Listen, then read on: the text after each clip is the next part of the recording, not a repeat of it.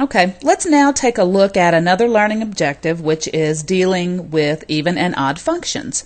And we'll look at them graphically first, determining if a function is even or odd based on its graph. And that has to do with the symmetry of its graph. Where is its symmetry? Is it symmetric with respect to the y-axis, or is it symmetric with respect to the origin? If the symmetry is with respect to the y-axis, then it is an even function. If the symmetry is with respect to the origin, then we classify that as an odd function. And an easy way to remember it is odd begins with O and origin begins with O. So if it's odd, the symmetry is with the origin. Let's take a look at these three graphs and see if we can tell what the symmetry is. Let's take a look at the one in the middle, at the parabola. We've got our parabola here, and it is a symmetric figure. It does the same thing on both sides. Now, is it centered along the y-axis?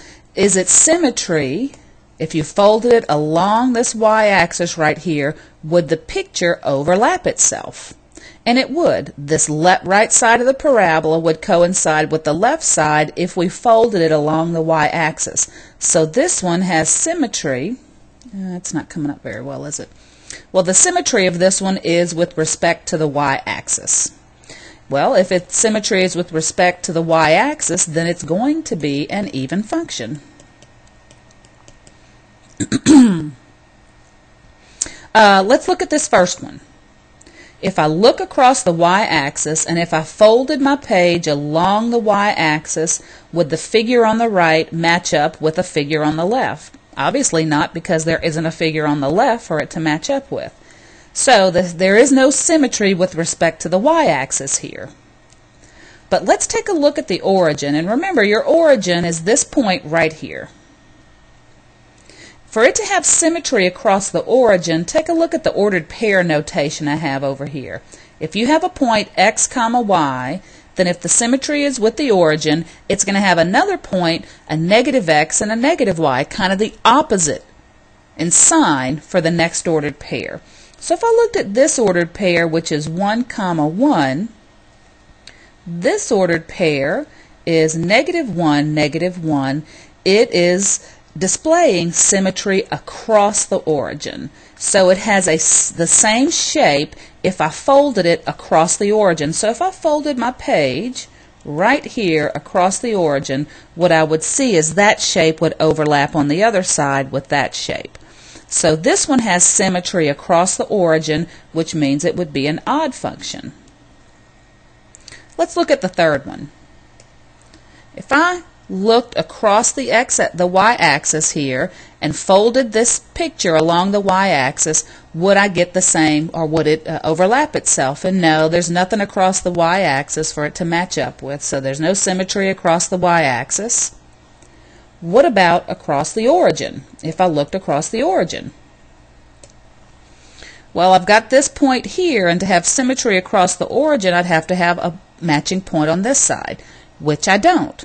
Well, this displays neither of those two symmetries that I've discussed over there, so this one is actually a neither function.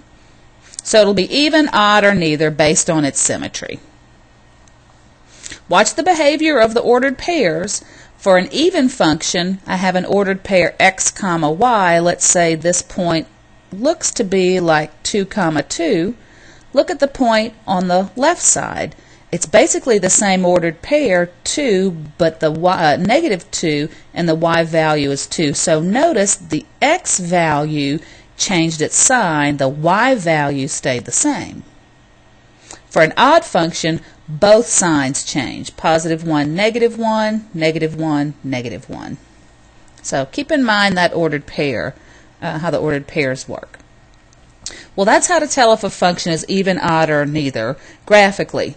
Now let's look at an equation. Suppose I don't have the picture and I have just the equation listed, and I want to tell if the equation is even, odd, or neither. Well, first thing I'll do is plug in a negative x everywhere I have an x. That's your first step to determining if an equation is even, odd, or neither. So everywhere we have an x, we plug in a negative x, and we simplify it and look at the result. if the result is the same as the original, it's an even function. If the result I get is the opposite of the original function, then it's odd. So if the two functions are the same, it's even. If the result is the opposite, then it's odd. That's easier just to look at it. This will make sense. So let's take this function and plug in a negative x. We're going to actually do that for each one of these and then investigate the answer. So f of negative x for x cubed minus 6x will look like this. Negative x cubed minus 6 times negative x. Everywhere we have an x, replace it with a negative x. If I cube a negative x, it stays negative. A negative 6 times a negative x is a positive 6x. Now what we do is compare. Compare the original, compare the answer. In my comparison of these two, are they the exact same? No. X cubed turns to negative x cubed. Negative 6x turns to positive 6x. But they are opposites. Since those two are opposites, it's going to be an odd function. Let's do it again over here. F of negative x. So I'll put a negative x in place for that x and a negative x in place for that one. And let's clean that up. A negative x to the 4th power stays positive. Any negative number to an even power is going to be positive. Over here, negative x squared is just going to be a positive x squared. So I end up with a negative 2 times an x squared. Even exponents will give you a positive result when you have a negative inside. Let's compare the original to the result. Are they the exact same or are they the exact opposite? And we see that these are the exact same function. And if they're the same, then we classify that as an even function. One last one. Let's do, plug in a negative x. Everywhere we have an x, it'd be negative x squared, 2 times negative x plus 1. And let's clean that up. A negative x squared is just x squared. 2 times a negative x is a negative 2x plus 1. And let's compare the original and the result. Are they the exact same? No, because the middle part changed. The x squared is the same and the 1 is the same, but the middle part changed, so they're not the same. Are they exact opposites, which means every sign would have had to change? Nope, first signs didn't change, only the middle signs changed.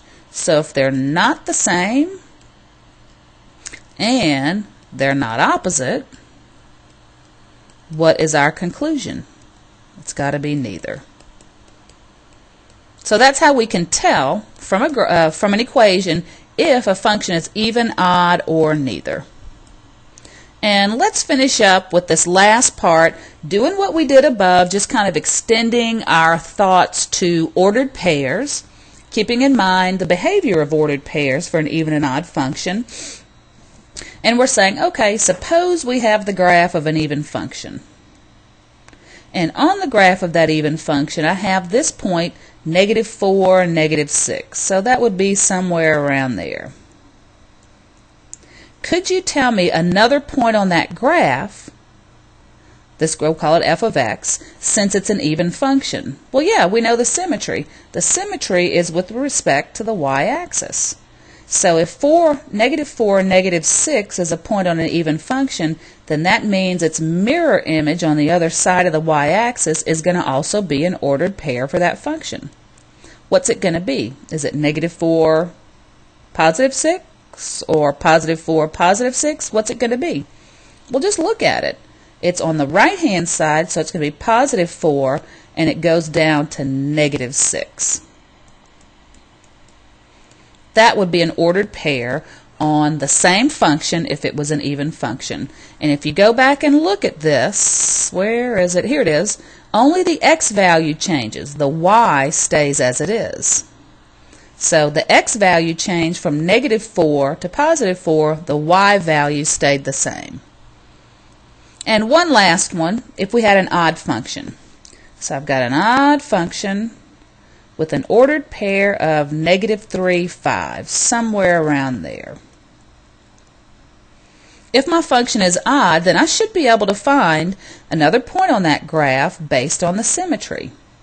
Well, remember we said an odd function has its symmetry across the origin. There's my origin. So this point is going to have across the origin another point that's going to match up with it. What's going to be the ordered pair for it? Well, if you go back and look, there it is. When you have an odd function, both the x and the y signs change.